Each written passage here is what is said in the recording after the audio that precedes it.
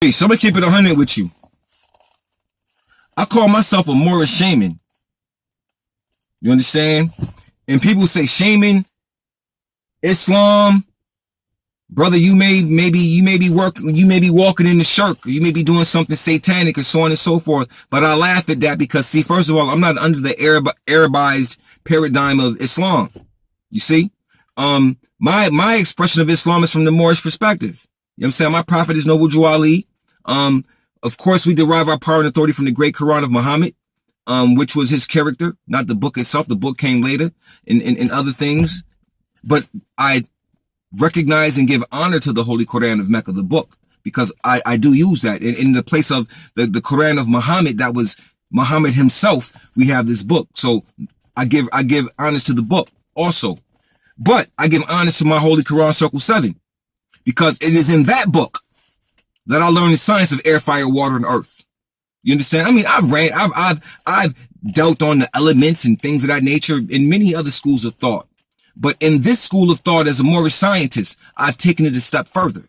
You understand? I've actually delved deeply into these particular sciences. And I've been delving deeply into these particular sciences for the last, maybe 5 or 6 years without, having shared anything, but this is where I've been.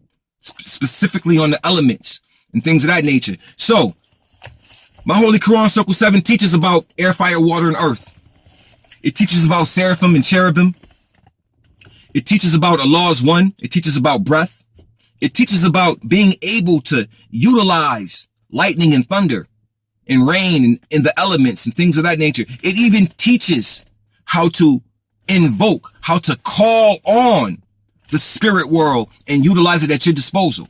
All of these things. See, and the science behind it is that all of this energy and power is supposed to be used and developed for yourself, on the self, to help the self grow and to help the self do work outside of itself to help humanity.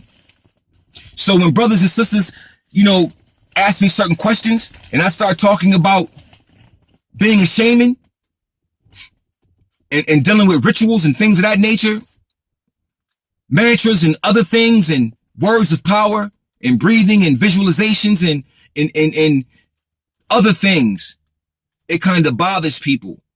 You see, I'm moving beyond the dogma. I've been moved beyond the dogma. I'm dealing with the application. You see, I'm dealing with the application of this. I've ran into it before.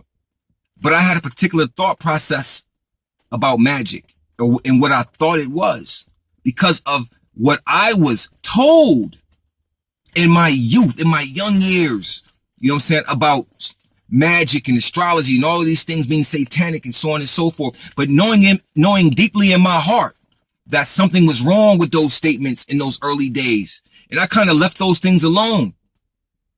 But now, within the last 5 or 6 years, I've been deeply pulled back into those things. The universe has put me back there. I didn't go looking to go back. The universe put me back there. So that means that there is something that I have to do within that paradigm. That's why the universe put me there. And I know what it is. And I'm doing it. You see? So I'm going to stand fast on being an angel, which is a thought of Allah manifested in human flesh. And all angels have messages. Well, I have a message, but my message is not just words. My message is in action. You understand what I'm saying? I can show and teach certain things, certain mystical things that are not regularly accepted as Islam or as a part of the dogma of Islam. This is why Sufis and Muslims, and Sufis are Muslims, and Muslims have a problem with Sufism because they say that it is dealing with shirk and that it's dealing with, shaitan and so on and so forth, and meditation. You shouldn't meditate because, when you meditate, you opening up the doors. But Prophet Muhammad meditated. Gautama Buddha meditated. You understand what I'm saying? Jesus meditated by the spring. By water, he meditated. Meditation, nothing is wrong with it. What's wrong with anyone telling you something about a spiritual paradigm that they have no knowledge of? That's what's wrong. because they have been indoctrinated to not give themselves the full opportunity to grow and to see what science really is. You see what I mean? I can say that there are things that I call mystical that can't be validated. And then there are things that I call mystical that can be validated. And that's where I'm at. I'm on the mystical side of application where mysticism can be utilized. Mysticism and magic, sorcery, whatever you want to call it. You can call me whatever. You can call me a devil. You can call me shaitan, whatever you want to call me. But I know what my Holy Quran Circle 7 has showed me. I know that my prophet was a healer. I know that I am a healer. I've healed people already. So I am a shamanic healer. You understand? But I can also do other things. And I'm very, very proud of those things that I can do. So I'm not being bogged down or tied down to dogma or to a book. So for anybody who may see this video who sits on the Moorish science side in the temple, you understand what I'm saying?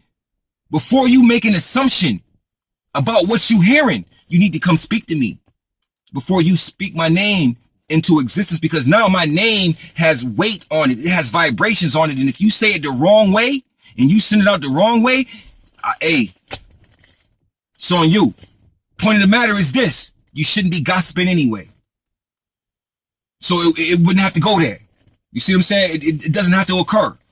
So with that being stated, I just wanted to be known that I'm dealing specifically with science, ancient science, that comes from India, Kemet, Palestine, as well as other places. So with that being stated and with that being said, I need you to understand that this is where I am in this travel. I can't bring nobody else up to speed with me. You see what I'm saying? So let me do what I do and you do what you do. And let's see where we can meet. You handle your business. I'll handle mine. I'm not seeking followers. I'm not seeking reputation. You understand? That's not my thing. Anybody who knows me know that. I'm all about upliftment. I'm all about the revolution, which is the drastic change that must take place before anything else can happen. You see? So I'm going to use my breath and my thought as a force to create, to bring into existence things, to bind.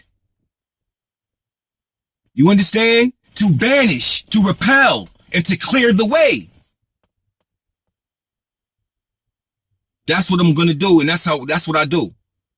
So, with that being stated, it is what it is. Peace.